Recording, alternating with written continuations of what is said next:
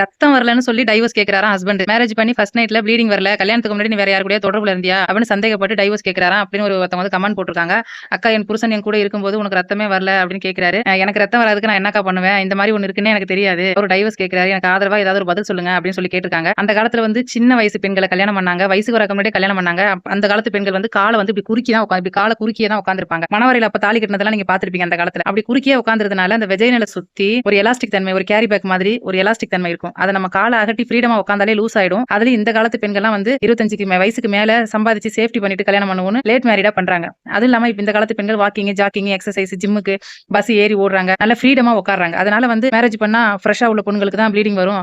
ஏற்கனவே தப்பு பண்ணவங்களுக்கு தான் ப்ளீடிங் வராது அப்படின்னு தவறா தயவு செஞ்சு யோசிக்காதீங்க ஒரு சில ஆண் உறவுகளே. அதே மாதிரி உங்களுக்கு அந்த மாதிரி ஒரு அடையாளம் இருந்தாக்கா கல்யாணம் பண்ணா இன்னைக்கு எல்லாரும் டைவர்ஸ்ல தான் இருக்க முடியும். உங்களுக்கு அந்த மாதிரி ஒண்ணு இல்ல. அந்த மாதிரி ஆதி காலத்துல இருந்து கொண்டு வரல. இது ஒரு ஆணாதிக்கமா தான் நான் நினைக்கிறேன். ஒரு அம்மா அப்பா ஒரு பெண்ணை பெத்து கஷ்டப்பட்டு வளர்த்து படிக்க வச்சு ஆளாக்கி வரதட்சணை கொடுத்து நகை நட்டு கொடுத்து உங்க வீட்டுக்கு அந்த பெண்ணை அனுப்பிச்சு வைக்கிறாங்க. நீங்க ஒன்னும் பெண் வீட்டுக்கு போல.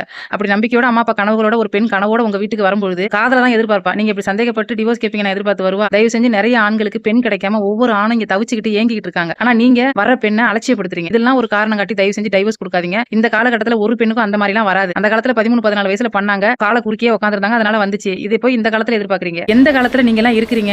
உண்மையிலேயே உங்களுக்கு மூளை வளர்ச்சி இல்லையா? இல்ல மனநல பாதிக்கப்பட்டாலா? இதை ஒரு காரணம் காட்டி உங்களை நம்பி வந்த பெண்ணை டைவர்ஸ் கேட்டா அந்த பொண்ணுக்கு இன்னொரு கல்யாணம் பண்ண முடியுமா?